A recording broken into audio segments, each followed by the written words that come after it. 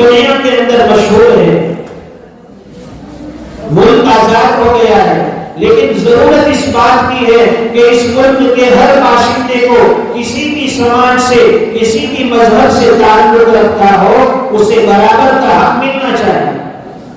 مذہب نہیں سکھاتا آپس میں بیر رکھنا، ہندی ہے ہم وطن ہے ہندوستان ہمارا۔ ابھی پیاری بچیوں نے وہ ترانہ پڑھا۔ ہم آپس میں لڑنا جھگڑنا نہیں چاہتے، مسلم قوم یہ امن پسند ہے، مسلمان ہمیشہ سے دیش کے وفادار رہے ہیں اور انشاءاللہ ہمیشہ دیش کے وفادار بن کر رہیں گے۔